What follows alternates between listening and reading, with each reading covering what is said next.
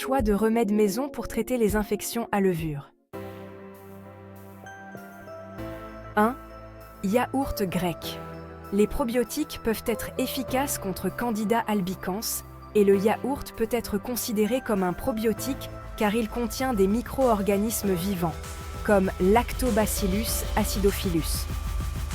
Ces microbes aident à favoriser un climat sain dans votre vagin et peuvent aider à traiter un excès provoqué par une dysfonction érectile. Dans une étude de 2015, il a été découvert qu'une combinaison de yaourt et de miel augmentait davantage les effets secondaires des infections vaginales à levure. Un rapport récent suggère que la consommation de yaourt augmente le microbiome de votre estomac, ce qui peut aider à réduire les levures dans votre corps. Si vous pouvez vous passer de yaourt, vous pouvez prendre un supplément probiotique ou essayer d'autres variétés d'aliments probiotiques. En ce qui concerne l'utilisation du yaourt pour une infection à levure, choisissez du yaourt grec nature. Attention, le yaourt ne doit contenir aucun sucre, assaisonnement ou ingrédient naturel ajouté. Le sucre ajouté peut favoriser le développement de l'organisme Candida. Pour recevoir les récompenses, essayez, mangez le yaourt, l'appliquer sur votre vulve autour de votre vagin ou l'enfoncer dans le vagin à l'aide d'un tampon approprié ou de vos doigts. 2. Acide borique. L'acide borique est un nettoyant puissant et certaines personnes affirment qu'il peut aider à éliminer les infections à levure résistantes à d'autres traitements. Les suppositoires vaginaux à l'acide borique peuvent être utilisés en association avec des médicaments pour traiter les infections vaginales. Néanmoins, l'acide borique est nocif en quantités énormes. Il peut entraîner des lésions rénales, une insuffisance circulatoire grave et des problèmes si vous en retenez trop. Attention, n'utilisez pas d'acide borique sur une peau abîmée et ne le prenez jamais par voie orale. Si vous êtes enceinte, n'utilisez pas d'acide borique sous quelque forme que ce soit. Vous devrez peut-être également envisager un autre traitement si vous avez la peau sensible. Arrêtez l'utilisation si vous ressentez une gêne. 3. Baume médicinal à l'origan. L'huile d'origan n'est pas équivalente à l'origan ordinaire ou à l'origanum marjolaine que vous trouverez généralement dans le rayon des arômes de votre supermarché. Pour soulager une infection à levure, vous pouvez rechercher de l'huile d'origan produite à partir d'origan sauvage ou d'origanum vulgare. Une étude de 2017 suggère que le baume naturel à l'origan pourrait s'avérer efficace pour modifier le développement de Candida albicans. Pour l'utiliser, mélangez 3 à 5 gouttes de baume médicinal par once d'huile de transporteur, par exemple de l'huile d'olive ou d'amande douce. Ensuite, appliquez-le sur votre peau en le pétrissant ou en l'inhalant à l'aide d'un diffuseur. Essayez de ne pas appliquer cette huile médicinale près de votre vagin. Attention, n'ingérez jamais d'huile médicinale. Les huiles médicinales sont destinées à être inhalées dans le cadre d'un traitement à base de parfum ou diluées avec de l'huile de massage à utiliser pendant le pétrissage. Ils ne sont pas non plus destinés à être utilisés à l'intérieur, uniquement à l'extérieur. Les probiotiques peuvent aider à rétablir l'équilibre des levures microscopiques dans tout votre corps. La prise de probiotiques oraux contenant des types de micro-organismes.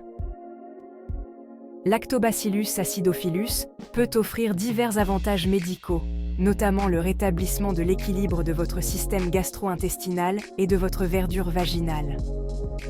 Les suppléments oraux peuvent nécessiter quelques jours à 15 jours pour atteindre leur plein effet. C'est pourquoi certaines personnes utilisent des probiotiques sous forme de suppositoires vaginaux pour obtenir rapidement des résultats plus rapides. Les preuves suggèrent que les suppositoires probiotiques peuvent également aider à traiter la vaginose bactérienne ou VB.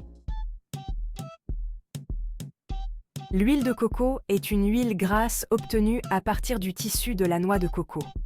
L'huile présente de nombreux avantages médicaux, notamment des propriétés antifongiques. Les recherches suggèrent que l'huile de coco est efficace contre Candida albicans, ce qui fait de ce remède maison l'un des rares à bénéficier de preuves solides. Pour traiter une infection vaginale à levures à l'aide d'huile de coco, assurez-vous d'acheter de l'huile de coco naturelle et pure. Vous pouvez appliquer l'huile directement sur la zone touchée. L'huile d'arbre à thé est une pommade médicinale utilisée pour aider à tuer les excroissances, les micro-organismes et les infections. La recherche confirme en fait les propriétés antifongiques de l'huile d'arbre à thé. Une recherche de 2016 recommande qu'un mélange de probiotiques et de suppositoires vaginaux contenant de l'huile d'arbre à thé puisse aider à traiter les infections vaginales. Des découvertes ultérieures en laboratoire continuent de soutenir les activités antimicrobiennes de l'huile d'arbre à thé. L'huile d'arbre à thé est une pommade rajeunissante extrêmement puissante. De cette façon, vous devrez toujours vous assurer de l'affaiblir avec une huile de transport, par exemple de l'huile de jojoba ou de noix de coco, au cas où elle entrerait en contact avec votre peau. L'huile d'arbre à thé non diluée ne devrait jamais entrer en contact avec votre peau. De plus, comme mise à jour, les baumes médicinaux ne doivent jamais être utilisés à l'intérieur. Si vous le pouvez, choisissez d'acheter des suppositoires vaginaux à base d'arbre à thé conditionné. C'est le choix le plus sûr. Attention, utilisez l'huile d'arbre à thé de temps en temps et ne l'avalez jamais. Si vous avez la peau sensible, vous devrez généralement éviter d'utiliser l'huile d'arbre à thé. Arrêtez l'utilisation si vous ressentez une gêne ou une irritation après l'avoir utilisée. Des preuves suggèrent que l'ail peut également aider à tuer le candida, mais certaines souches peuvent s'avérer plus efficaces que d'autres. Bien que des recherches supplémentaires soient nécessaires, des recherches de 2019 ont examiné l'impact de l'utilisation d'une solution d'ail sur les plaies de la bouche et ont découvert qu'elle pouvait réellement aider à freiner la croissance de candida. Dans l'ensemble, l'ail était moins efficace que la nystatine, Nistop, un médicament antifongique. Pour essayer l'ail pour traiter une infection à levure, il est préférable d'ajouter plus d'ail à votre alimentation uniquement. Attention, certains sites suggèrent d'insérer de l'ail dans votre vagin, mais nous ne recommandons pas cette méthode. En effet, les composés actifs de l'ail peuvent provoquer des brûlures et des douleurs lorsqu'ils sont appliqués sur votre peau ou vos muqueuses.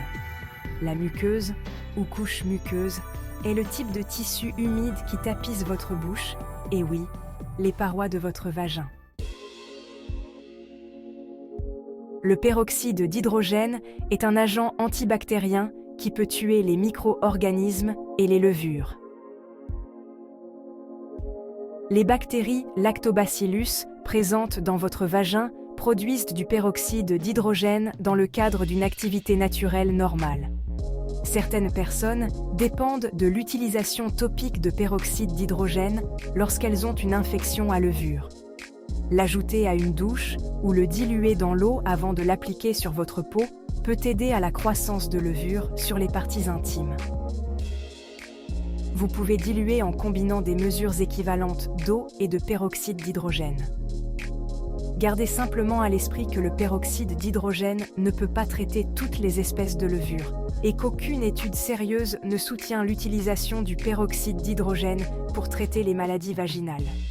Attention, il est recommandé de ne pas se doucher avec du peroxyde d'hydrogène, de ne jamais utiliser de peroxyde d'hydrogène à l'intérieur et de ne pas l'utiliser pendant une longue période.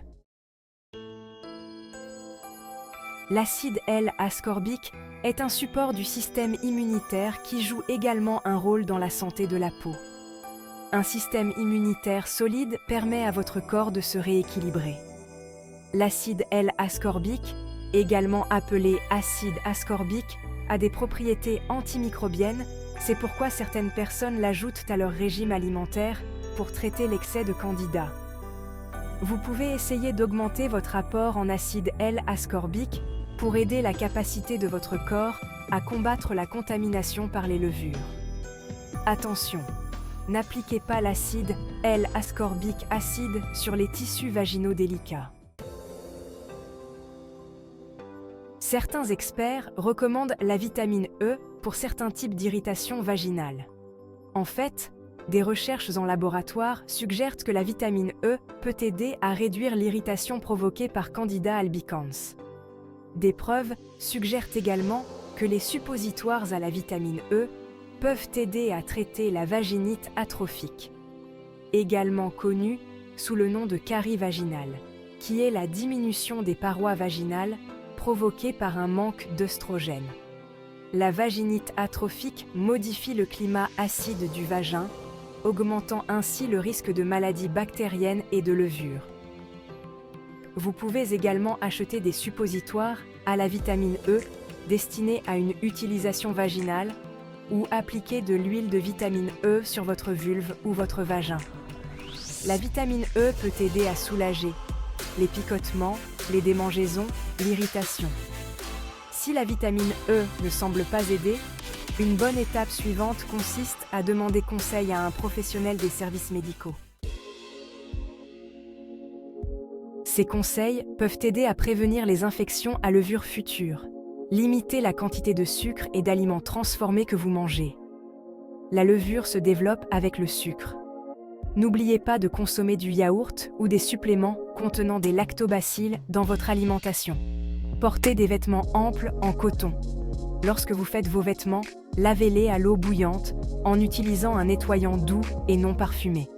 Évitez de passer de longues périodes de temps à porter des bas mouillés ou des maillots de bain. La levure aime les conditions chaudes et humides. Utilisez éventuellement des antitoxines si nécessaire. N'utilisez pas de douche vaginale sauf si un spécialiste vous le recommande et évitez les éclaboussures d'antitranspirants vaginaux et les baumes vaginaux parfumés.